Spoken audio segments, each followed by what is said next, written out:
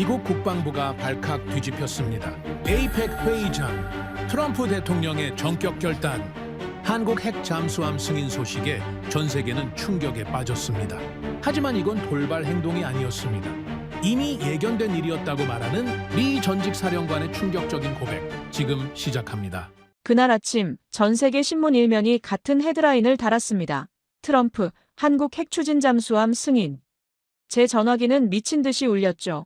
기자들이 몰려왔습니다. 다들 물었습니다. 왜 갑자기입니까? 갑자기라고요? 우린 20년 동안 한국을 감시했습니다. 매일 매 순간을요. 그런데도 막지 못했습니다. 저는 지금 고백합니다. 우리가 틀렸다고. 한국을 과소평가했다고요. 에이펙에서 트럼프가 서명하는 걸 보면서 저는 떨었습니다. 분노가 아니었습니다. 두려움이었죠. 드디어 시작됐구나. 20년간 우리가 애써 외면했던 진실이 이제 세상 앞에 드러난 겁니다. 저는 로버트 헤인즈입니다. 전미 국방정책 차관이었고 지금은 국제안보연구소 자문위원으로 일하고 있습니다. 억지이론과 해양안보를 연구해온 사람이죠. 40년 넘게 이 분야에 있었습니다. 수많은 보고서를 검토했고 수많은 결정에 서명했습니다. 하지만 20년 전 그 보고서만큼 제 손을 떨게 한 문서는 없었습니다. 에이펙 회의가 끝난 다음 날이었습니다. 워싱턴 외곽, 제 연구소 사무실 앞은 난리가 났죠. 기자들이 몰려들었습니다. 플래시가 터졌습니다. 녹음기가 켜졌습니다. 카메라가 돌아갔습니다. 그들은 갑작스러운 결정을 믿고 싶어 했습니다. 저는 처음엔 인터뷰를 거절했습니다. 말할 수 없었거든요. 아니, 말하고 싶지 않았습니다. 하지만 한 젊은 기자의 질문이 저를 멈춰 세웠습니다. 이건 정말 어제 갑작스럽게 결정된 건가요? 저는 그 순간 침묵했습니다. 창밖을 봤죠. 하늘은 맑았습니다. 하지만 제 머릿속은 20년 전 그날로 돌아가 있었습니다. 저는 잠시 멈췄습니다. 그리고 조용히 대답했습니다. 아니요. 이건 예고된 결말이었습니다. 우리는 그들의 준비를 20년 전부터 보고 있었죠. 우리는 이미 알고 있었습니다. 한국의 기술력을. 하지만 인정하고 싶지 않았을 뿐이죠. 기자들이 숨을 죽였습니다. 녹음기를 켰습니다. 저는 책상 서랍을 열었습니다. 낡은 서류철을 꺼냈죠. 표지에는 기밀 도장이 희미하게 남아 있었습니다. 20년이란 시간이 그 위를 지나갔습니다. 하지만 그 안의 내용은 여전히 생생했습니다. 저는 서류철을 펼치며 말했습니다. 나는 그 자리에 없었지만 그 서명의 배경을 알고 있습니다. 그건 하루 만에 만들어진 게 아니라 세 세대에 걸친 노력의 결실이었어요.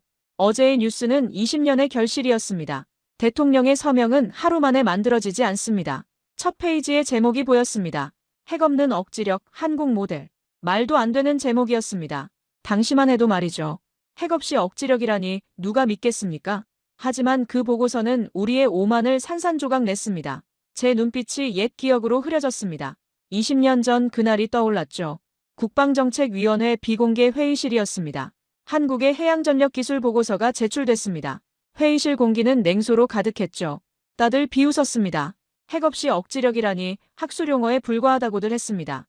저도 그렇게 생각했습니다. 처음엔 말이죠. 하지만 데이터를 보는 순간 제 얼굴이 굳어졌습니다.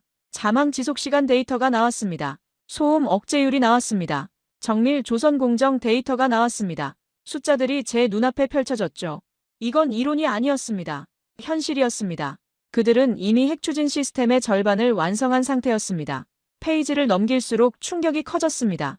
한국의 조선소는 세계 1위였습니다. 원자로 기술은 검증돼 있었습니다. 잠수함 설계 능력은 수십 년간 축적돼 있었죠. 퍼즐 조각들이 맞춰지고 있었습니다. 그들은 핵탄두가 없을 뿐이었습니다. 핵을 운용할 모든 능력을 갖추고 있었죠. 저는 혼잣말처럼 중얼거렸습니다. 우리는 이미 알고 있었다. 하지만 이제는 부정할 수 없겠군. 우리는 이미 알고 있었습니다. 하지만 인정할 용기가 부족했죠. 회의실은 조용해졌습니다. 냉소가 사라졌죠. 침묵만 남았습니다. 벽시계의 초침 소리만 들렸습니다. 누군가는 눈을 돌렸습니다. 누군가는 고개를 숙였습니다. 우리 모두 깨달았죠. 한국은 이미 준비를 끝냈다는 걸 말입니다. 보고서 마지막 장에는 결론이 적혀 있었습니다. 이름만 빼고는 핵능력 보유국. 저는 그 문장을 여러 번 읽었습니다. 손이 떨렸습니다. 이건 기술 보고서가 아니었습니다. 선언문이었습니다. 그건 기술보다 신뢰의 문제였습니다. 저는 펜을 들었습니다. 서명란에 제 이름을 적었습니다. 펜촉이 종이를 긋는 소리가 유난히 크게 들렸죠. 그 순간 저는 알았습니다. 이 서명이 역사를 바꿀 거라는 걸 말입니다. 프로젝터 화면에 한국 모델이라는 문구가 떠올랐습니다. 회의실 안장관들의 표정이 미묘하게 변했죠. 누군가는 여전히 회의적이었습니다. 누군가는 놀라움을 감추지 못했습니다. 하지만 모두가 인정할 수밖에 없었습니다. 그들의 수치는 우리의 오만을 무너뜨렸습니다. 한국의 조선소는 기술 시험장이 아니었습니다. 전략의 심장부였죠. 그들의 도면엔 자존심이 있었습니다. 한국은 핵이 아니라 신뢰로 억지를 설계했습니다. 우린 알고 있었지만 인정하는 순간을 미루고 있었던 겁니다. 그들의 기술보다 더 강했던 건 그들의 의지였습니다. 보고서에 기밀 도장이 찍혔습니다. 저는 서류철을 덮었습니다. 회의실을 나섰죠. 복도는 조용했습니다. 그들은 이미 준비를 끝냈다. 우리는 그저 지켜볼 수밖에 없었습니다. 그건 보고서 한 장으로 시작된 새 세대의 여정이었습니다. 저는 기자들에게 말했습니다. 그 이야기는 20년 전 하나의 보고서에서 시작됐습니다. 제 눈빛이 과거로 흐려졌습니다. 조명이 서서히 어두워졌죠. 화면이 페이드백됐습니다. 그리고 다시 밝아졌을 때 2005년 워싱턴 회의실 벽시계가 보였습니다. 2005년 워싱턴 국방정책위원회 비공개 회의실이었습니다. 형광등 불빛이 차갑게 내려앉았죠. 긴 회의 테이블이 놓여 있었습니다. 15명의 장관과 자문위원들이 자리에 앉았습니다. 저도 그중 한 명이었죠. 회의 테이블 중앙에 보고서 한 권이 놓였습니다. 두툼한 분량이었습니다. 표지에 적힌 제목이 보였습니다. 핵없는 억지력 한국 모델. 저는 그 제목을 보고 속으로 생각했습니다. 또 시작이군. 이상론자들의 학술 보고서겠지. 회의실 공기가 달라졌습니다. 누군가 코웃음을 쳤죠. 또 다른 이는 고개를 저었습니다. 옆자리 동료가 작게 속삭였습니다. 핵이 없는 억지라니 말이 되냐고요. 저도 고개를 끄덕였습니다. 핵이 없는 억지라니 웃음거리였습니다. 학술 용어에 불과하다고 생각했죠. 의장이 말했습니다. 보고서를 검토하겠다고요. 한 명씩 한 권씩 나눠받았습니다. 저는 보고서를 펼쳤습니다. 무거웠습니다. 200페이지가 넘었죠. 첫 페이지를 넘겼습니다. 서론이 나왔습니다. 한국의 해양전력 분석이라고 적혀 있었죠. 저는 대충 훑었습니다. 별 관심이 없었거든요. 하지만 다음 페이지를 넘기는 순간 제 손이 멈췄습니다. 데이터였습니다. 구체적인 숫자들이 나열돼 있었죠. 자망 지속시간 데이터가 첫 번째였습니다. 72시간, 96시간, 120시간. 이건 예측값이 아니었습니다. 실제 측정값이었습니다. 한국 잠수함의 실제 자망 기록이었죠. 저는 다음 페이지를 넘겼습니다. 소음 억제율 데이터가 나왔습니다. 디시벨 수치가 정밀하게 적혀 있었습니다. 일반 디젤 잠수함 대비 소음이 절반 이하였습니다. 믿을 수 없는 수치였죠. 또 넘겼습니다. 정밀 조선 공정 데이터였습니다. 용접 오차율, 구조 강도, 내압 시험 결과 모두 구체적인 수치로 나와 있었습니다. 이론이 아니었습니다. 현실이었죠. 페이지를 넘길수록 제 얼굴이 굳어졌습니다. 심장이 빨리 뛰기 시작했습니다. 이건 단순한 보고서가 아니었습니다. 증거였습니다. 한국이 무엇을 준비하고 있는지 보여주는 증거였죠. 저는 속으로 중얼거렸습니다.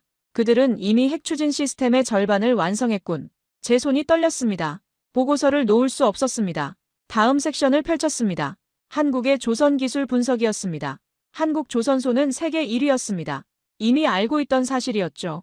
하지만 그게 전부가 아니었습니다. 보고서에는 더 자세한 내용이 적혀 있었습니다. 한국은 대형 선박 건조 기술을 보유하고 있었습니다. LNG 운반선, 컨테이너선, 유조선 모두 세계 최고 수준이었죠. 그리고 그 기술은 그대로 잠수함에 적용될 수 있었습니다. 정밀 용접 기술, 구조 설계 기술, 압력 제어 기술 모두 동일한 원리였습니다. 다음 페이지에는 원자로 기술 분석이 나왔습니다. 한국은 원자력 발전소를 운영하고 있었습니다. 고밀도 원자로 설계 능력이 검증돼 있었죠. 수십 년간의 운영 경험이 축적돼 있었습니다. 그 기술은 소형 원자로로 전환될 수 있었습니다. 잠수함용 추진 원자로로 말이죠. 저는 숨이 막혔습니다. 퍼즐 조각들이 맞춰지고 있었습니다. 조선 기술, 원자로 기술, 자망 기술 세 가지가 완벽하게 결합되고 있었죠. 그들은 핵탄두가 없을 뿐이었습니다. 핵을 운용할 모든 능력을 갖추고 있었습니다. 저는 페이지를 계속 넘겼습니다. 데이터가 쏟아졌습니다. 설계도가 나왔습니다. 시뮬레이션 결과가 나왔습니다. 회의실은 조용했습니다. 처음의 냉소는 사라졌습니다. 모두가 보고서에 집중하고 있었습니다. 아무도 말하지 않았죠. 페이지 넘기는 소리만 들렸습니다. 벽시계의 초침 소리가 들렸습니다. 째깍째깍. 시간이 흘렀습니다. 30분이 지났습니다. 1시간이 지났습니다. 하지만 아무도 고개를 들지 않았죠. 저는 동료를 쳐다봤습니다. 그의 얼굴도 굳어 있었습니다. 저와 같은 표정이었죠. 옆자리 장관도 마찬가지였습니다. 모두가 충격을 받고 있었습니다. 저는 혼잣말처럼 중얼거렸습니다. 우리는 이미 알고 있었다. 하지만 이제는 부정할 수 없겠군. 동료들에게 말하지 못했습니다. 말할 수가 없었죠. 프로젝터가 켜졌습니다. 화면에 한국 모델이라는 문구가 떠올랐습니다. 글자가 확대됐습니다. 회의실 벽 전체를 채웠죠. 그 순간 모두의 시선이 화면으로 향했습니다. 회의실 안장관의 표정이 미묘하게 변했습니다. 누군가는 여전히 회의적이었습니다. 고개를 가로저었죠. 하지만 대부분은 놀라움을 감추지 못했습니다. 입을 다물지 못했습니다. 그들의 수치는 오만을 무너뜨렸습니다. 우리의 자만을 깨뜨렸죠. 우린 알고 있었지만 인정하는 순간을 미루고 있었던 겁니다. 이제는 더 이상 미룰 수 없었습니다. 데이터가 모든 걸 말해주고 있었으니까요. 저는 보고서 마지막 장을 펼쳤습니다. 결론이 적혀 있었습니다. 이름만 빼고는 핵능력 보유국. 의미는 명확했습니다. 한국은 핵무기만 없을 뿐 나머지는 모두 갖췄다는 뜻이었죠. 저는 그 문장을 여러 번 읽었습니다. 한 글자 한 글자 곱씹었습니다. 손이 떨렸습니다. 이건 기술 보고서가 아니었습니다. 선언문이었습니다. 새로운 억지의 정의였죠. 한국은 핵이 아니라 신뢰로 억지를 설계했습니다. 의장이 말했습니다. 서명이 필요하다고요. 이 보고서를 공식 문서로 인정하겠느냐고 물었습니다. 저는 펜을 집었습니다. 망설였습니다. 하지만 선택의 여지가 없었습니다. 이건 사실이었으니까요. 저는 서명란에 제 이름을 적었습니다. 펜촉이 종이를 긋는 소리가 회의실에 울렸습니다. 조용한 공간에서 그 소리는 유난히 크게 들렸죠. 한 명씩 서명했습니다. 펜 소리가 계속 이어졌습니다. 그 보고서는 계산이 아니라 결심이었습니다. 그들의 도면엔 자존심이 있었습니다. 한국의 조선소는 기술 시험장이 아니라 전략의 심장부였죠. 우리는 그걸 인정할 수밖에 없었습니다. 마지막 서명이 끝났습니다. 보고서가 닫혔습니다. 기밀 도장이 찍혔습니다. 쾅! 소리가 울렸죠. 회의실 조명 하나가 깜빡였습니다. 저는 서류를 바라봤습니다. 20년 뒤 이 서류가 어떤 의미를 갖게 될지 그때는 몰랐습니다. 회의가 끝났습니다. 사람들이 일어났습니다. 복도로 나갔죠. 저도 회의실을 나섰습니다. 복도는 조용했습니다. 하지만 제 머릿속은 시끄러웠죠. 한 가지 생각만 맴돌았습니다. 우린 이미 알고 있었다. 이제 부정할 수 없었다. 그들은 이미 준비를 끝냈다. 이건 선언이었습니다. 새로운 억지의 정의였습니다. 그로부터 몇 달이 지났습니다. 태평양 안보위원회 회의실이었습니다. 워싱턴과는 다른 공기였죠. 더 긴장돼 있었습니다. 주변국 간 긴장이 고조되고 있었거든요. 잠수함 기술 경쟁이 심화되고 있었습니다. 회의 테이블에 각국 대표단이 앉았습니다. 미국, 일본, 호주 대표들이었죠. 저도 그 자리에 있었습니다. 그리고 한국 대표단도 있었습니다. 한국 대표단이 새로운 제안서를 제출했습니다. 두툼한 서류였죠. 표지에는 한반도 해양 억지력 강화 방안이라고 적혀 있었습니다. 저는 그 제목을 보고 긴장했습니다. 뭔가 큰 게 오고 있다는 걸 느꼈죠. 한국 대표가 일어섰습니다. 프레젠테이션을 시작했습니다. 화면에 첫 슬라이드가 떴습니다. 지속 가능한 추진체 기반 해양 억지력. 저는 그 문구를 보고 숨을 죽였습니다. 한국 대표가 말했습니다. 핵무기가 아니라 지속 가능한 추진체로 평화를 지키겠다고요. 우리는 핵탄두를 원하지 않는다고 했습니다. 하지만 우리 바다를 지킬 능력은 필요하다고 말했죠. 회의장 공기가 얼어붙었습니다. 냉소와 침묵이 교차했습니다. 일본 대표가 고개를 저었습니다. 호주 대표는 팔짱을 꼈죠. 미국 대표단 수석이 미간을 찌푸렸습니다. 저는 화면을 바라봤습니다. 다음 슬라이드가 넘어갔습니다. 기술 현황이 나왔습니다. 조선 기술, 원자로 기술, 자망 기술, 모두 구체적인 수치로 제시됐죠. 몇 달 전 봤던 그 보고서의 내용이었습니다. 한국은 무기가 아닌 철학을 내밀었습니다. 공격이 아니라 방어였죠. 확장이 아니라 균형이었습니다. 하지만 회의장은 받아들이지 않았습니다. 회의가 끝난 후였습니다. 비공개 내부 회의가 열렸습니다. 미국 대표단만 모였죠. 저도 그 자리에 있었습니다. 논쟁이 시작됐습니다. 연합대표단 수장이 말했습니다. 위험하다고요. 한국에 이런 기술을 허용하면 억지의 질서가 무너진다고 했습니다. 균형이 깨진다고 주장했죠. 다른 참모가 반박했습니다. 아니라고요. 이건 게임 체인저가 될 수 있다고 했습니다. 한국은 동맹국이라고 말했죠. 신뢰할 수 있다고 했습니다. 논쟁이 격화됐습니다. 목소리가 커졌습니다. 테이블을 치는 소리가 들렸죠. 저는 조용히 앉아 있었습니다. 그들의 말을 듣고 있었습니다. 수장이 저를 쳐다봤습니다. 헤인즈 차관, 당신 생각은 어떻습니까? 저는 잠시 침묵했습니다. 모두의 시선이 저에게 쏠렸죠. 저는 천천히 말했습니다. 금지는 시대를 막지만 결단은 균형을 만든다고요. 정치가 전략을 묶어두려 했다고 말했습니다. 하지만 기술은 이미 앞서 있다고 했죠. 수장이 반문했습니다. 그럼 승인하자는 겁니까? 저는 고개를 끄덕였습니다. 우린 그들의 용기를 승인해야 한다고 말했습니다. 동맹의 시험이라고 했죠. 우리는 그들을 믿을 수 있을까라는 질문에 답해야 한다고 했습니다. 회의실이 조용해졌습니다. 아무도 말하지 않았습니다. 시계 소리만 들렸죠. 째깍째깍. 긴 침묵이 이어졌습니다. 며칠이 지났습니다.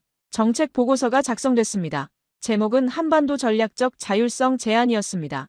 저는 그 보고서 작성에 참여했습니다. 밤새 작업했죠. 보고서 첫 페이지에는 배경이 적혀 있었습니다.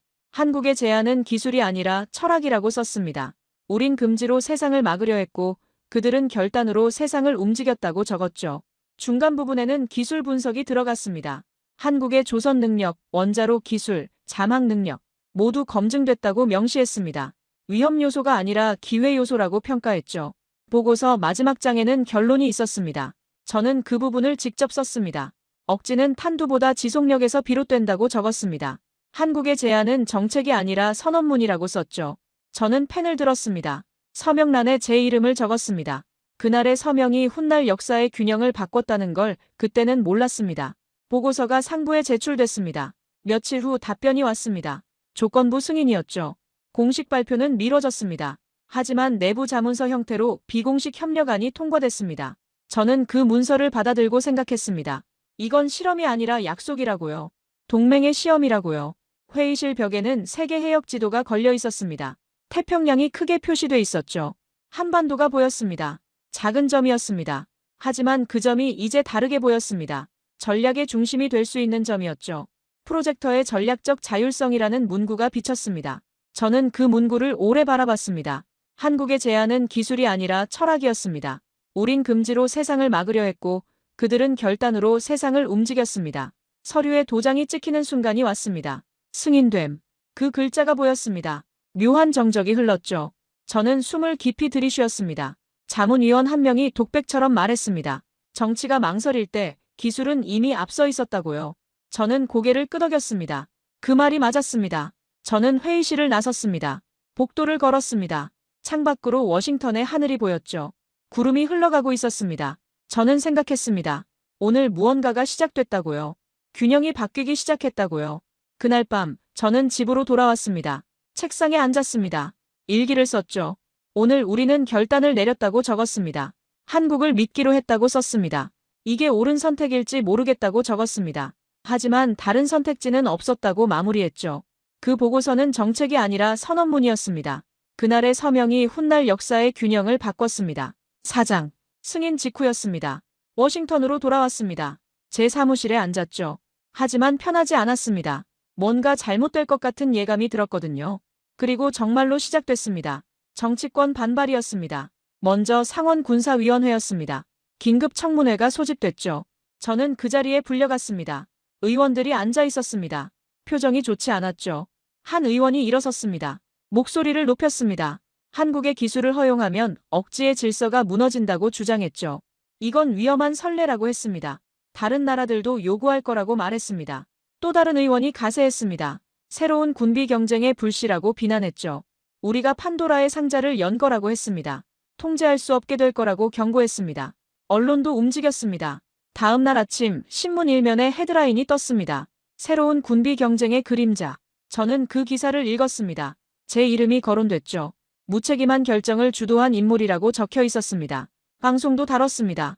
토론 프로그램에서 전문가들이 나와 비판했죠. 한국을 신뢰할 수 없다고 했습니다. 기술이 유출될 수 있다고 경고했습니다. 저는 회의실로 불려갔습니다. 동료들이 앉아 있었습니다. 분위기가 차가웠죠. 누군가 말했습니다. 그건 위험한 신뢰야. 저는 대답했습니다. 그래도 난 그 신뢰를 택했다고요. 또 다른 동료가 반박했습니다. 정치적 부담이 너무 크다고 했죠. 철회를 고려해야 한다고 주장했습니다. 저는 고개를 저었습니다. 철회는 없다고 말했습니다. 논쟁이 이어졌습니다. 1시간이 지났습니다. 2시간이 지났습니다. 하지만 결론은 나지 않았죠. 회의는 결렬됐습니다. 저는 점점 고립됐습니다. 복도에서 동료를 마주쳤습니다. 그들은 눈을 피했죠. 인사도 하지 않았습니다. 식당에서 혼자 밥을 먹었습니다. 아무도 같이 앉지 않았거든요. 회의실에서도 마찬가지였습니다. 제가 발언하면 침묵이 흘렀죠. 동조하는 사람이 없었습니다. 저는 외로웠습니다. 하지만 흔들리지 않았습니다. 밤에 집으로 돌아왔습니다. 책상에 앉았습니다. 창밖을 봤죠. 어두웠습니다. 별이 보이지 않았습니다. 저는 생각했습니다. 내가 틀렸나? 하지만 곧 고개를 저었습니다. 아니다. 나는 옳다. 신뢰는 늘 정치보다 느립니다. 비난은 많았지만 저는 흔들리지 않았습니다. 며칠이 지났습니다. 청문회가 또 열렸습니다. 이번엔 더 거셌죠. 의원들이 저를 몰아붙였습니다. 책임을 물었습니다. 사퇴를 요구하기도 했습니다. 저는 조용히 앉아 있었습니다. 그들의 말을 들었습니다. 반박하지 않았죠. 하지만 마지막에 한마디 했습니다. 이건 실험이 아니라 약속입니다.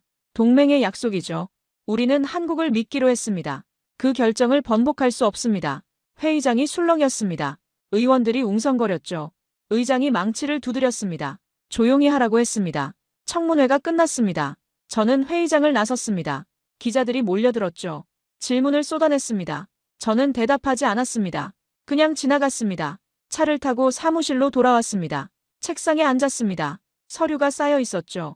하지만 볼 기력이 없었습니다. 그냥 창밖을 바라봤습니다. 해가 지고 있었습니다. 하늘이 붉게 물들었죠. 저는 생각했습니다. 언젠가 이 결정이 옳았다고 증명될 날이 올 것이다.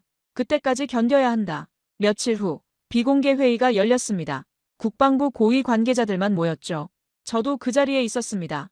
의제는 명확했습니다. 한국협력안을 철회할 것인가? 정치적 압박이 너무 크다는 게 이유였죠. 한 명씩 의견을 냈습니다. 대부분 철회 쪽이었습니다. 위험 부담이 크다고 했죠. 정치적으로 감당할 수 없다고 말했습니다.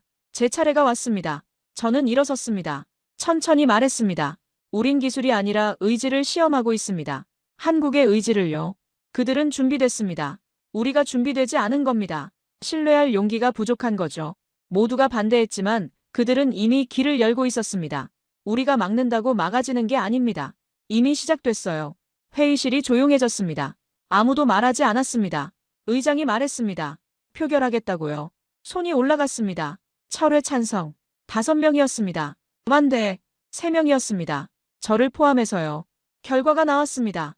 하지만 의장이 말했습니다. 최종 결정은 보류하겠다고요. 더 지켜보겠다고 했습니다. 저는 안도했습니다. 적어도 당장은 막아냈습니다. 회의가 끝났습니다. 저는 복도로 나왔습니다. 한 동료가 다가왔습니다. 조용히 말했죠. 당신은 외롭겠지만 당신이 오를 수도 있어. 저는 고개를 끄덕였습니다. 고맙다고 말했습니다. 공식 발표는 미뤄졌습니다. 하지만 내부 자문서 형태로 비공식 협력안은 살아남았습니다. 은밀한 지원 결정이었습니다.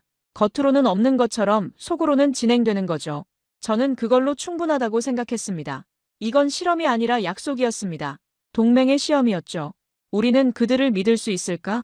저는 믿을 수 있다고 답했습니다. 회의실 조명 하나가 꺼진 어두운 공간이었습니다. 저는 그 어둠 속에서도 길을 봤습니다.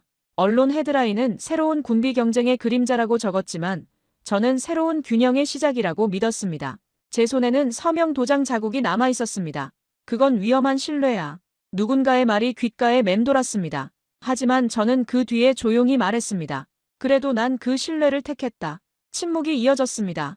길고 무거운 침묵이었습니다. 하지만 그 침묵 속에서 저는 확신을 키워갔습니다. 냉정한 확신이었죠. 그로부터 1년이 지났습니다. 검증의 시간이 시작됐죠. 한국이 추진체 성능과 자망 데이터를 공유하기 시작했습니다. 비공식 협력안에 따른 조치였습니다. 겉으로는 드러나지 않았지만 내부적으로는 본격적인 기술 검증 단계에 들어간 겁니다. 이건 단순한 자료 교환이 아니었습니다. 신뢰의 시험이었죠. 저는 평가팀에 합류했습니다. 워싱턴 국방부 지하 3층에 위치한 기술평가실이었습니다. 보안이 극도로 철저한 곳이었죠. 출입할 때마다 3번의 신원 확인을 거쳐야 했고 모든 전자기기는 반납해야 했습니다. 회의실 안에서는 핸드폰도 사용할 수 없었고 노트북도 외부 네트워크와 완전히 차단된 전용 기기만 사용할 수 있었습니다. 평가팀은 총 6명으로 구성됐습니다. 원자로 전문가는 MIT에서 30년간 연구한 베테랑이었고 잠수함 설계 전문가는 해군 조선소에서 평생을 보낸 사람이었습니다. 해양 전략 분석가는 태평양 함대 작전을 총괄했던 제독 출신이었죠. 재료공학 박사까지 포함해서 모두 각 분야에서 20년 이상 경력을 쌓은 최고의 인재들이었습니다. 저는 그 팀의 총괄 책임자로 임명됐습니다. 첫 데이터가 도착한 건 화요일 오전 10시였습니다. 암호화된 대용량 파일이었습니다.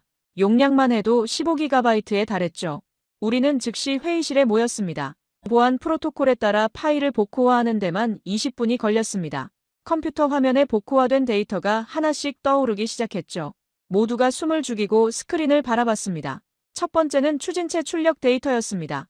복잡한 그래프와 수치들이 화면을 가득 채웠습니다. 시간대별 출력 변화, 온도 변화, 압력 변화가 실시간으로 기록돼 있었죠. 원자로 전문가가 자리에서 천천히 일어서며 입을 벌렸습니다. 이건 우리 예상치를 완전히 넘어서는 수준이라고 중얼거렸습니다. 열효율이 92%에 달했습니다. 기존 시스템이 보통 75에서 78% 정도였으니 무려 15% 가까이 높은 수치였죠. 이건 단순히 높은 게 아니었습니다. 이론적 한계에 근접한 수준이었습니다. 원자로 전문가가 말했습니다. 이 정도 효율을 내려면 수십 년간의 운전, 데이터 축적과 미세 조정이 필요하다고 하루아침에 나올 수 있는 수치가 아니라고 했습니다. 잠수함 설계 전문가가 다음 페이지를 넘겼습니다. 화면에 자망 지속 데이터가 나타났습니다. 240시간이라는 숫자가 크게 표시돼 있었죠. 연속 자망 기록이었습니다. 열흘입니다. 쉬지 않고 열흘을 물속에 있었다는 뜻이었습니다. 부상 없이 스노클링 없이 완전히 물속에만 있었다는 거죠. 회의실이 술렁였습니다. 잠수함 전문가가 고개를 저으며 말했습니다. 이건 우리가 아는 디젤 잠수함의 한계를 넘어선 수치라고 핵추진급이 아니면 불가능한 기록이라고 했습니다. 다시 확인해야 한다고 주장했죠. 우리는 원본 데이터를 다시 불러왔습니다. 계산식을 재검토했습니다. 교차 검증을 3번이나 반복했습니다. 하지만 결과는 동일했습니다. 오차 범위 0.2%. 그것은 우연이 아니었습니다. 측정 오류도 아니었죠. 이건 실제 운용 데이터였습니다. 한국 잠수함이 실제로 바닷속에서 열흘을 버텼다는 증거였습니다. 저는 그 순간 깨달았습니다. 그들의 엔진은 숫자 대신 신뢰로 돌아가고 있었다는 걸 말입니다. 기술만으로는 절대 이런 결과가 나올 수 없었습니다. 이건 수십 년간 축적된 노하우의 결과였고 수천 번의 시행착오 끝에 얻은 완성도였으며 끊임없는 개선과 완벽을 향한 집념이 만들어낸 기적이었죠. 며칠 후 두 번째 데이터 패키지가 도착했습니다. 이번에는 소음 억제 관련 데이터였습니다. 우리는 다시 회의실에 모였습니다. 모두가 긴장한 표정이었죠. 첫 번째 데이터가 워낙 충격적이었기 때문에 이번에는 무엇이 나올지 기대 반 두려움 반이었습니다. 화면에 음향 스펙트럼 분석 그래프가 떴습니다. 파란색 선이 한국 잠수함의 소음 수치였고 빨간색 선이 기존 디젤 잠수함의 평균치였습니다. 노란색 선은 해양 배경 소음이었죠. 세 개의 선이 그래프 위에 그려졌습니다. 두 선의 간격이 어마어마했습니다. 한국 잠수함의 소음은 거의 해양 배경 소음 수준에 근접해 있었습니다. 해양 전략 분석가가 자리에서 벌떡 일어나며 말했습니다. 이건 사실상 탐지 불가능한 수준이라고 잠수함이 아니라 유령이라고 표현해야 맞다고 했습니다. 이 정도면 적 소나로 탐지하는 게 거의 불가능하다고 덧붙였죠. 저는 데이터를 계속 넘기며 생각했습니다. 나는 기술을 본 게 아니라 결심의 결과를 봤다고 말입니다. 한국은 이론으로 설명하지 않았습니다. 숫자로 증명했습니다. 말이 아니라 현실로 보여줬죠. 그들은 우리에게 믿으라고 설득하지 않았습니다. 그저 결과를 보여줬을 뿐이었습니다. 다음 주에는 세 번째 데이터가 도착했습니다. 구조 안전성 테스트 결과였습니다. 심해 자망 시뮬레이션 데이터, 극한 압력 테스트 결과, 비상 상황 대응 시나리오까지 포함돼 있었습니다. 데이터는 방대했습니다. 분석하는 데만 일주일이 걸렸죠. 재료공학 박사가 데이터를 분석하며 연신 감탄했습니다. 용접 불량률이 0.001% 미만이라고, 이건 사람이 만든 게 아니라 완벽히 통제된 자동화 시스템이 만든 수준이라고 말했습니다. 하지만 실제로는 사람이 만든 겁니다. 한국의 조선소 노동자들이 만든 거였죠. 수십 년간 배를 만들어 온 그들의 손끝에서 나온 결과물이었습니다. 매일 용접봉을 잡고 매일 철판을 다루고 매일 밀리미터 단위의 정밀도를 유지하며 일해온 사람들이었습니다. 그들의 침묵 속에 수천 개의 계산이 있었습니다. 말없이 쌓아온 경험과 노하우가 이런 결과를 만들어낸 겁니다. 한 달이 지났습니다. 우리는 최종 보고서를 작성했습니다. 두꺼운 보고서였습니다. 200페이지가 넘었죠. 결론은 명확했습니다. 한국의 기술은 검증됐다. 예상을 뛰어넘는 수준이다. 실전 배치 가능하다. 위험 요소는 발견되지 않았다. 저는 보고서를 들고 상부로 올라갔습니다. 국방장관 집무실이었죠. 장관이 보고서를 받아들고 천천히 페이지를 넘겼습니다. 한 장 한 장 꼼꼼히 읽었습니다. 표정이 점점 진지해졌습니다. 30분이 지났습니다. 장관이 보고서를 덮었습니다. 장관이 물었습니다. 확실한가? 저는 고개를 끄덕였습니다. 확실하다고 대답했습니다.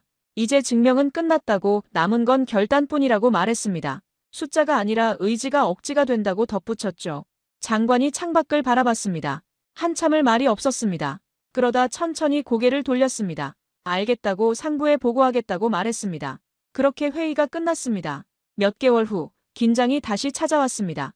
인근 해역에서 타국의 잠수함 활동이 포착됐다는 첩보가 들어왔습니다. 동해 북부 해역이었습니다. 우리 정찰 위성이 이상 징후를 감지했죠. 수온 변화 패턴이 비정상적이었고 특정 해역에서 전자기 신호가 반복적으로 감지됐습니다. 워싱턴 국방부 상황실에 긴급 소집령이 떨어졌습니다. 새벽 3시였습니다. 저도 급히 옷을 입고 사무실로 향했습니다. 거리는 텅 비어 있었죠. 차를 몰며 불안감이 엄습했습니다. 뭔가 큰일이 터질 것 같았습니다. 상황실에는 이미 15명의 관계자들이 모여 있었습니다. 정보국장, 군사작전국장, 해군참모차장, 그리고 각 분야 전문가들이었죠. 스크린에는 해역 지도가 떠 있었고 빨간 점 하나가 천천히 깜빡이고 있었습니다. 그 점이 심상치 않아 보였습니다. 정보국 브리핑이 시작됐습니다. 담당관이 레이저 포인터로 화면을 가리키며 설명했습니다. 타국 잠수함으로 추정되는 물체가 한국 동해안에서 60헬이 떨어진 지점에서 활동 중이라고 했습니다. 핵추진 잠수함으로 보인다고 덧붙였죠. 크기로 보아 공격형 잠수함일 가능성이 높다고 했습니다. 움직임이 평소와 달랐습니다. 단순 통과가 아니었죠. 특정 해역을 반복해서 순찰하는 패턴이었습니다. 뭔가를 탐색하는 듯 했습니다. 아니면 의도적으로 존재를 과시하는 것일 수도 있었습니다. 어느 쪽이든 좋지 않았습니다. 회의실 분위기가 무거워졌습니다. 한 번의 오판이 대양을 뒤흔든다는 걸 우리 모두 알고 있었습니다. 잠수함 충돌 사고는 국제적 위기로 번질 수 있었습니다. 특히 이 민감한 시기에는 더욱 그랬죠. 한국 핵추진협력안이 아직 공식화되지 않은 상태였고 정치권의 반대 여론도 여전했습니다. 군사작전국장이 보고했습니다. 한국 해군도 움직이고 있다고 했습니다. 그들의 신형 잠수함이 출동했다고 했죠. 바로 우리가 1년 전 검증했던 그 잠수함이었습니다.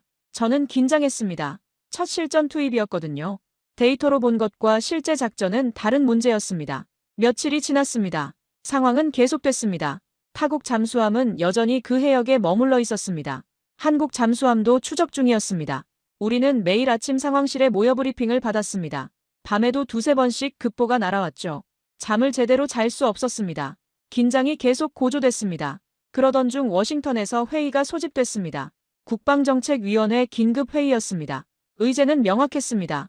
한국 핵추진 협력 승인 보류론이었습니다. 일부 위원들이 다시 문제를 제기한 겁니다. 현재 위기 상황을 빌미로 삼았죠. 회의실에 들어섰습니다. 이미 반대파들이 자리를 잡고 있었습니다. 표정들이 심상치 않았습니다. 한 위원이 일어나서 말했습니다. 지금 이 위기를 보라고 한국에 이런 기술을 준 게 화근이라고 주장했습니다. 상황을 더 복잡하게 만들었다고 비난했죠. 만약 한국 잠수함이 없었다면 이런 긴장도 없었을 거라고 주장했습니다. 다른 위원도 가세했습니다. 승인을 보류해야 한다고 목소리를 높였습니다. 최소한 이번 위기가 해소될 때까지는 모든 협력을 중단하자고 제안했습니다. 한국이 자극적인 행동을 하지 못하도록 통제해야 한다고 말했죠. 정치는 데이터를 잊었습니다. 1년 전 우리가 확인했던 검증 결과는 이미 머릿속에서 지워진 듯 했습니다. 저는 참고 있었습니다. 하지만 더 이상 참을 수 없었습니다. 자리에서 벌떡 일어섰습니다. 테이블을 손으로 짚었죠. 모두가 저를 쳐다봤습니다. 저는 천천히 하지만 단호하게 말했습니다. 우린 이미 신뢰를 승인했습니다. 1년 전 데이터로 검증했고 결과로 확인했습니다. 지금 위기가 발생했다고 해서 그 신뢰를 철회할 수는 없습니다. 그건 동맹이 아닙니다. 그건 배신입니다. 회의실이 순간 조용해졌습니다. 하지만 반대파는 물러서지 않았습니다. 위기 상황에서는 유연해야 한다고 반박했습니다. 이상과 현실은 다르다고 주장했죠. 계속 압박했습니다. 논쟁이 1시간 넘게 이어졌습니다. 목소리가 높아졌습니다. 테이블을 치는 소리도 들렸습니다. 저는 흔들리지 않았습니다. 계속 반박했습니다. 그때였습니다. 상황실에서 연락이 왔습니다. 급보라고 했습니다. 중요한 상황 변화가 있다고 했죠. 우리는 회의를 급히 중단하고 상황실로 이동했습니다. 복도를 뛰어갔습니다. 엘리베이터를 타고 내려갔습니다. 상황실 문을 열었습니다. 스크린을 봤습니다.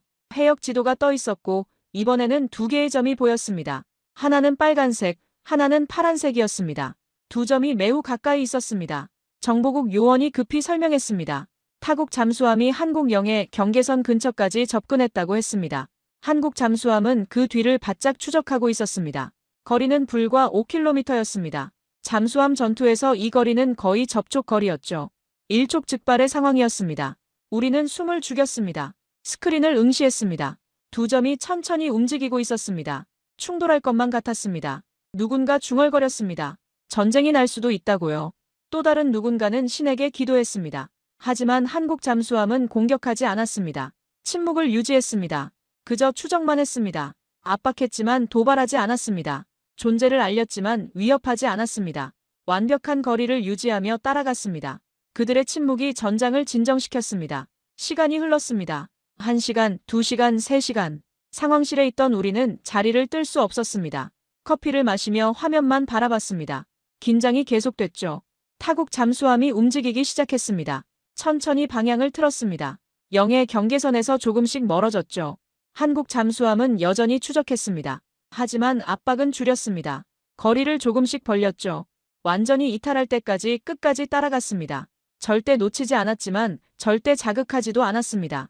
그리고 마침내 타국 잠수함이 해역을 완전히 벗어났습니다. 위기가 해소됐습니다. 상황실에서 안도의 한숨이 터져나왔습니다. 누군가는 박수를 쳤습니다. 저도 긴장이 풀렸습니다. 의자에 주저앉았죠. 등에서 식은땀이 흘렀습니다. 군사작전국장이 말했습니다. 한국이 완벽하게 대응했다고, 도발하지 않으면서도 확실하게 억제했다고 평가했습니다. 교과서적인 대응이었다고 덧붙였죠. 저는 고개를 끄덕였습니다. 그들은 말보다 행동으로 동맹을 증명했습니다. 우리는 다시 회의실로 돌아갔습니다. 분위기가 완전히 바뀌어 있었습니다. 아까 그렇게 반대하던 위원들이 입을 다물고 있었습니다. 아무도 승인 보류를 언급하지 않았습니다. 누군가 조용히 말했습니다. 한국이 제대로 해냈다고요. 저는 조용히 말했습니다. 전쟁을 막은 건 무기가 아니라 침묵이었습니다. 억지는 함성을 지르지 않습니다. 한국은 오늘 그걸 보여줬습니다. 동맹이란 이런 겁니다. 회의가 끝났습니다. 승인 보류로는 자연스럽게 사라졌습니다. 아무도 더 이상 반대하지 않았죠. 저는 회의실을 나서며 창밖을 봤습니다. 해가 지고 있었습니다. 하늘이 붉게 물들었죠. 저는 생각했습니다. 나는 그날 신뢰의 실체를 봤다고요. 숫자가 아니라 행동으로, 말이 아니라 침묵으로 한국은 자신들이 준비됐다는 걸 증명했습니다.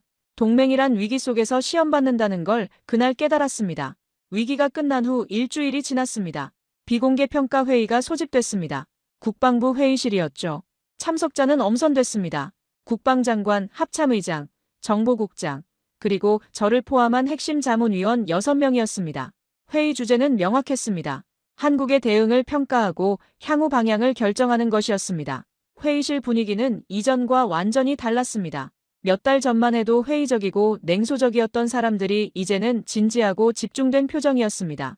한국 잠수함의 대응이 모두를 바꿔놓았죠. 말이 아니라 행동이, 이론이 아니라 실전이 증명한 겁니다. 국방장관이 입을 열었습니다.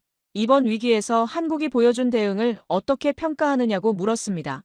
합참의장이 먼저 답했습니다. 완벽했다고, 교과서에 실릴 만한 작전이었다고 평가했습니다. 도발하지 않으면서도 확실하게 억제했다고 덧붙였죠. 정보국장도 동의했습니다. 한국 잠수함의 추적 능력이 예상을 뛰어넘었다고 말했습니다. 타국 잠수함을 한순간도 놓치지 않았고 완벽한 거리를 유지했다고 했죠. 이건 기술만의 문제가 아니라고, 오랜 훈련과 경험이 만들어낸 결과라고 평가했습니다. 저도 의견을 냈습니다. 한국은 이제 균형의 축이라고 말했습니다. 더 이상 보호받는 동맹이 아니라 함께 지역을 안정시키는 파트너라고 했죠. 이번 위기가 그걸 증명했다고 덧붙였습니다. 국방장관이 고개를 끄덕였습니다. 그렇다면 공식 보고서에 그렇게 명시하자고 말했습니다. 저에게 보고서 작성을 맡겼죠. 저는 받아들였습니다. 이건 단순한 평가 보고서가 아니었습니다. 새로운 전략의 시작을 알리는 문서였습니다. 저는 3일 동안 보고서를 작성했습니다. 밤낮으로 작업했죠. 첫 페이지에는 배경을 적었습니다. 지난 2년간의 검증 과정, 데이터 분석 결과, 그리고 이번 위기 대응을 요약했습니다. 중간 부분에는 평가를 담았습니다. 기술적 측면, 전략적 측면, 외교적 측면을 나눠서 분석했죠. 마지막 장에는 결론을 적었습니다. 한국은 이제 균형의 축이라고 명시했습니다. 인도태평양 전략의 핵심 파트너라고 적었습니다. 균형은 무게가 아니라 신뢰로 완성된다는 문장을 넣었죠. 이건 단순한 수사가 아니었습니다. 지난 2년간 제가 직접 목격한 현실이었습니다. 보고서를 완성했습니다. 50페이지 분량이었습니다. 저는 서명했습니다. 그리고 상부에 제출했죠. 며칠 후 회신이 왔습니다. 의회 브리핑 자료로 사용하겠다고 했습니다. 저는 놀랐습니다. 이건 내부 문서였는데 의회에 공개한다는 건 공식화한다는 뜻이었습니다. 일주일 후였습니다. 미 의회 국방위원회 브리핑이 열렸습니다. 저도 참석했죠. 위원들이 앉아 있었습니다. 국방장관이 브리핑을 시작했습니다. 파워포인트 화면에 제 보고서 내용이 떠올랐습니다. 한국의 기술 수준, 검증 결과, 위기 대응 사례가 차례로 소개됐습니다. 위원들이 집중해서 들었습니다. 질문도 나왔죠. 한 위원이 물었습니다. 그렇다면 이제 한국을 핵추진 협력국으로 공식 인정하겠다는 건가요? 국방장관이 답했습니다. 그렇다고 이미 사실상 그 수준에 도달했다고 말했습니다. 이제 공식화할 시점이라고 덧붙였죠. 우린 동맹을 승인한 게 아니라 책임을 공유했다고 설명했습니다. 위원회는 조용했습니다. 반대 의견이 나오지 않았습니다.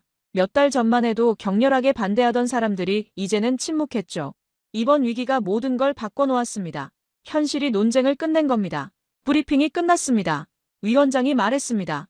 대통령에게 보고하겠다고 공식 승인 절차를 진행하겠다고 했습니다. 저는 안도했습니다. 드디어 끝이 보였습니다. 한 달이 지났습니다. 백악관에서 연락이 왔습니다. 대통령이 승인 서류에 서명했다고 했습니다. 하지만 이건 단순한 승인이 아니었습니다. 외교적 선언으로 격상됐다고 했죠. 정상회담에서 공식 발표하겠다고 했습니다. 저는 그 소식을 듣고 감회가 새로웠습니다. 2년 전 낡은 보고서를 펼쳤던 그날이 떠올랐습니다. 핵없는 억지력, 한국 모델. 그때는 말도 안 되는 제목이었습니다. 하지만 이제는 현실이 됐죠. 며칠 후 정상회담이 열렸습니다. 워싱턴에서였습니다. 저도 참관했죠. 대통령이 연설했습니다. 한국과의 핵추진 협력을 공식 발표했습니다. 이건 단순한 기술 협력이 아니라 전략적 파트너십의 심화라고 말했습니다.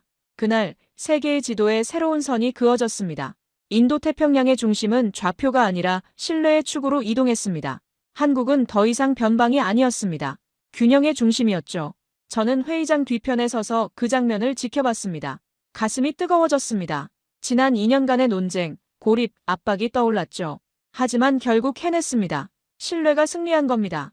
회의가 끝난 후 한국 대표단과 악수했습니다. 그들은 조용히 고개를 숙였습니다. 저도 고개를 숙였죠. 말은 필요 없었습니다. 우리는 함께 이뤄냈습니다. 저녁에 사무실로 돌아왔습니다. 책상에 앉았습니다. 창밖을 봤죠. 워싱턴의 불빛이 반짝이고 있었습니다. 저는 생각했습니다. 그들의 결심이 우리 전략의 기둥이 되었다고요. 승인은 협정의 끝이 아니라 균형의 시작이었습니다. 이제 새로운 장이 펼쳐집니다. 한국은 더 이상 보호받는 동맹이 아닙니다. 함께 바다를 지키는 파트너입니다. 저는 서랍에서 2년 전 그 보고서를 꺼냈습니다. 낡은 표지를 쓰다듬었죠. 핵없는 억지력, 한국 모델. 이제 이 제목은 현실이 됐습니다. 한국은 핵이 아니라 신뢰로 억지를 완성했습니다. 그날 밤 저는 오랜만에 편히 잠들었습니다. 2년간의 긴장이 풀렸습니다. 꿈을 꿨죠. 바다가 보였습니다. 잔잔한 바다였습니다. 그 바다 위를 한국 잠수함이 조용히 지나갔습니다. 침묵 속에서 하지만 확실하게 평화를 지키고 있었습니다. 저는 기자들을 바라봤습니다. 녹음기의 빨간 불빛이 여전히 깜빡이고 있었습니다. 제 이야기가 끝나가고 있었죠.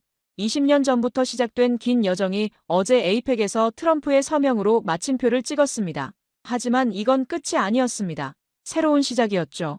한 기자가 손을 들었습니다. 질문이 있다고 했습니다. 저는 고개를 끄덕였습니다. 그 기자가 물었습니다. 차관님, 그렇다면 왜 20년이 지난 지금 이 이야기를 하시는 겁니까? 왜 그때 말하지 않으셨습니까? 저는 잠시 침묵했습니다. 창밖을 봤습니다. 워싱턴의 하늘이 맑았습니다. 구름 한 점 없었죠. 저는 천천히 대답했습니다. 이건 비밀이 아니기 때문입니다. 후대가 알아야 할 역사니까요. 20년 전 그 보고서는 기밀이었습니다. 공개할 수 없었죠. 하지만 어제 트럼프 대통령이 서명하면서 모든 게 바뀌었습니다. 이제는 숨길 이유가 없습니다. 오히려 말해야 할 의무가 생겼죠. 또 다른 기자가 물었습니다. 20년간 침묵하기 힘들지 않으셨습니까? 저는 쓴웃음을 지었습니다. 힘들었다고 대답했습니다. 특히 반대 여론이 거셀 때, 고립됐을 때, 모두가 저를 의심할 때 가장 힘들었다고 말했습니다. 하지만 저는 알고 있었습니다. 언젠가 진실이 드러날 거라는 걸요. 젊은 여기자가 질문했습니다. 그렇다면 한국에 대해 어떻게 생각하십니까? 지금도 신뢰하십니까? 저는 주저없이 대답했습니다. 한국은 핵이 아닌 신뢰로 핵심이 되었습니다. 그들은 작지만 단단한 나라였습니다. 20년 전 제가 그 보고서를 봤을 때 저는 놀랐습니다. 하지만 지금 돌이켜보면 놀랄 일이 아니었습니다. 그들은 이미 준비되어 있었으니까요. 기자들이 받아 적었습니다. 펜소리가 회의실에 울렸죠. 저는 계속 말했습니다. 저를 보는 사람마다 묻습니다. 트럼프 대통령의 발표를 보고 놀라웠느냐고요. 그럴 때면 전 언제나 같은 대답을 합니다. 그건 놀라운 결정이 아니라 이미 예정된 일이었습니다. 한국은 오랜 시간 조용히 준비해왔습니다. 핵이 아니라 기술로, 감정이 아니라 신뢰로 스스로의 자격을 증명해온 나라였습니다. 트럼프의 서명은 단지 그것을 공식화했을 뿐입니다. 저는 일어섰습니다. 창가로 걸어갔습니다. 밖을 바라봤죠. 포토맥 강이 보였습니다. 물이 천천히 흘러가고 있었습니다. 저는 그 강을 보며 말했습니다. 그날을 다시 떠올릴 때마다 바다의 색이 달라집니다. 20년 전에는 회색이었습니다. 불확실했죠. 10년 전에는 파란색이었습니다. 희망이 보이기 시작했으니까요. 그리고 지금은 투명합니다. 모든 게 명확해졌습니다. 기자 한 명이 물었습니다. 그렇다면 차관님께서 가장 기억에 남는 순간은 언제입니까? 저는 잠시 생각했습니다. 20년이란 시간이 머릿속을 스쳐 지나갔죠. 여러 순간이 있었습니다. 처음 보고서를 펼쳤을 때, 데이터를 확인했을 때, 위기 상황에서 한국의 대응을 봤을 때, 하지만 가장 기억에 남는 건 따로 있었습니다. 저는 말했습니다. 6년 전 위기였습니다. 타국 잠수함이 한국 근해에 나타났을 때죠. 저는 상황실에서 화면을 보고 있었습니다. 한국 잠수함이 추적하고 있었습니다. 저는 긴장했습니다. 혹시 충돌하지 않을까, 혹시 전쟁으로 번지지 않을까 두려웠죠. 하지만 한국은 침묵했습니다. 공격하지 않았습니다. 압박했지만 도발하지 않았습니다. 그 순간 저는 확신했습니다. 그들은 진정한 동맹이라고, 우리가 신뢰한 게 옳았다고 말입니다. 회의실이 조용해졌습니다. 기자들이 저를 바라봤습니다. 저는 자리로 돌아왔습니다. 앉았습니다. 손을 모았죠. 나는 이제야 말할 수 있습니다. 그들은 이미 준비되어 있었다고요. 20년 전부터, 아니 어쩌면 그보다 더 오래전부터 말입니다. 우리가 인정하지 않았을 뿐이죠.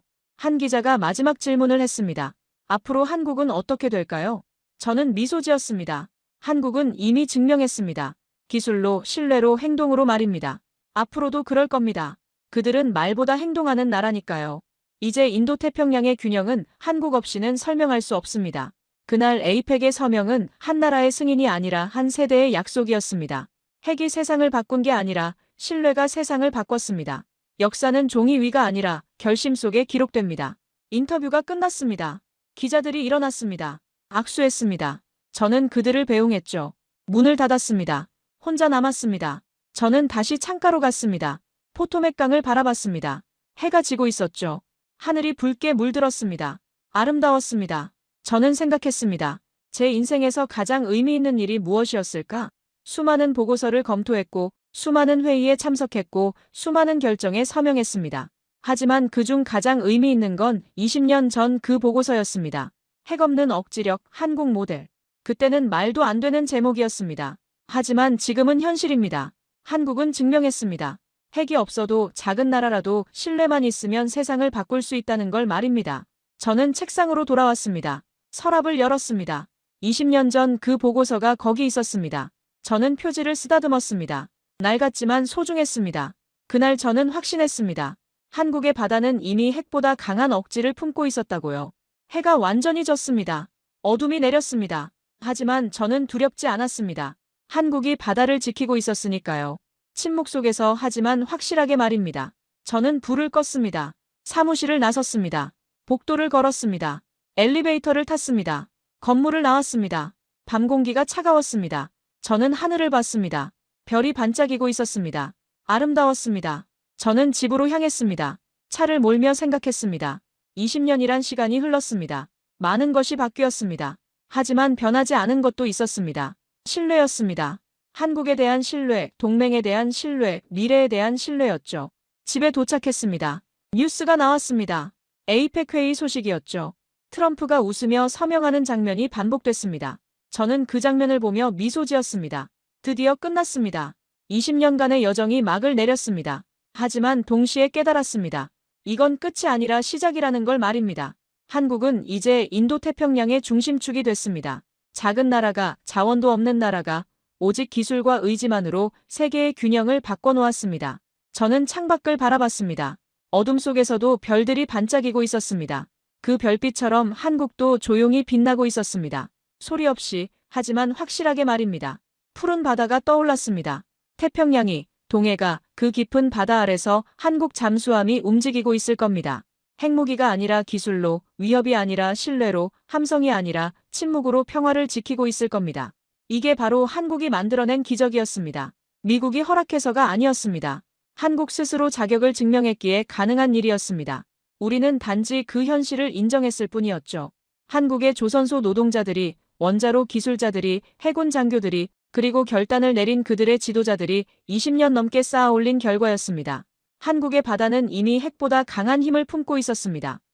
오늘 사연에 대한 여러분의 생각을 댓글로 남겨주세요. 오늘 들려드린 사연에 공감하셨다면 구독과 좋아요 눌러주시고 주변 분들과도 공유해주세요. 여러분의 작은 관심과 응원이 영상 제작에 큰 힘이 됩니다. 오늘도 여러분의 하루의 작은 즐거움이라도 되었기를 바라며 지금까지 감동뭉클이었습니다. 끝까지 시청해주셔서 감사합니다. 다음에 더 감동적인 사연으로 찾아뵙겠습니다.